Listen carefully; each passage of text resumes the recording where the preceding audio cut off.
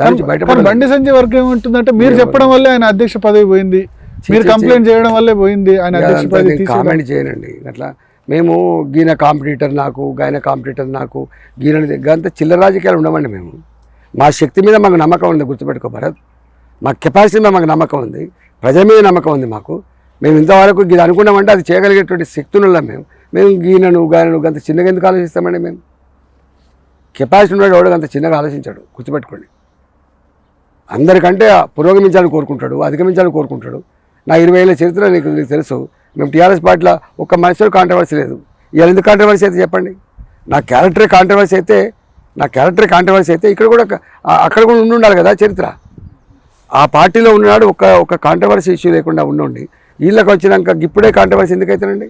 ఎందుకు sir only Karimnagar parliament పరిధిలోనే controversy ఎందుకు అవుతుంది? మిగతా చోట్ల రాష్ట్రంలో ఎందుకు కావట్లేదు? పొసగట్లేదా అంటే ఎక్కడ ప్రాబ్లం వచ్చింది బండి సంజయ్కి మీకు ఇష్యూ? ఎవరైనా ఉండని కాక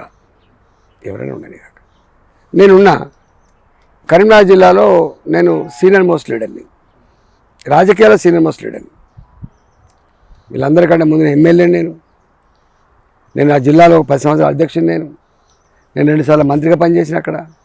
న్యాచురల్గా ఇవాళ మొత్తం కరీంనగర్ జిల్లాలో కొప్పుల ఈశ్వర్ గారు నాతో పాటుగా ఎమ్మెల్యే అయింది తప్ప మిగతా ఎవ్వరు మాతో పాటుగా సరిదిగొట్టలు లేరు.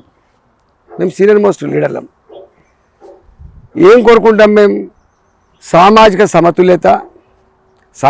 సమతుల్యత, రెండవది గెలుపు ఆధారంగా ఉండేటువంటి నిర్ణయాలు తీసుకుంటాం. అంతే కదా, ఈ రెండే కదా.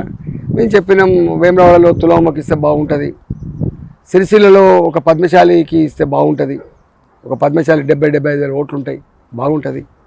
ఇవాళ హుస్నాబాద్లో సురేందర్ రెడ్డి గారు కొంచెం గెలిచే ఆస్కారం ఉంది, రెడ్డి అయినప్పుడు కూడా గెలిచే ఆస్కారం ఉంది అని చెప్పడం తప్పేయట్లేదండి. ఇప్పుడు మాకు ఇప్పుడు నేనే ఆయననే. మాకు మానకొండ ఉంది, మాకున్న ఏకైక ఆప్షన్ ఆయనే ఉన్నాడు. చెప్పడానికి పోతే ఉన్న ఆప్షన్ ఆయన.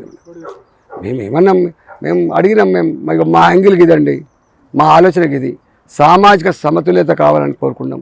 గెలుపు కొంచెం ఆధారంగా నిర్ణయం తీసుకోకూడదు, తప్పేముంటుందండి. సో ఇంకొకటి కూడా మీ మీద విమర్శిస్తున్నారు. బండి సంజయ్ని పార్టీ అధ్యక్షుడు తప్పించిన తర్వాత పార్టీ గ్రాఫ్ పడిపోయింది, దానికి ఈటెల రాజేందర్ పరోక్ష కారణం అని. ఇట్లాంటి వాడికి ఏం సమాధానం చెప్తామండి? ఏం సమాధానం చెప్తాను చెప్పండి? గ్రాఫులు ఒక వ్యక్తి ఉంటే గ్రాఫ్ ఉంటుంది, ఒక వ్యక్తి పోతే గ్రాఫ్ పోతుంది. ఎక్కడికి పిలాసపండి?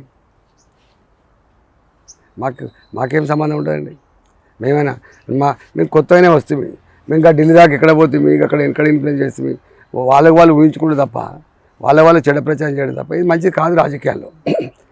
రాజకీయాల్లో శత్రుతో కొట్టాలి కానీ వితిన్ ద పార్టీ కొట్టాడుకుంటే నీకేం వస్తుందండి? అంటే అమిత్ షా మిమ్మల్ని బాగా ప్రోత్సహించారు, ఎంకరేజ్ చేశారు. అమిత్ షా రైట్ హ్యాండ్గా ఉన్నారు. వెస్ట్ బెంగాల్లో మమతా బెనర్జీని ఓడించిన వ్యక్తి ఎలానో మిమ్మల్ని కూడా అట్లా చూస్తున్నారండి. ఇవన్నీ కాదు కానీ సార్. సో రైట్ అవే ఇప్పుడు మూడ్ ఆఫ్ ది తెలంగాణ ఏమంటారు? ఓవరాల్గా mood of the Telangana Bharatiya Janata పార్టీని ఈసారి అధికారం తీసుకురావాలని చెప్పి ప్రజలు భావిస్తారు.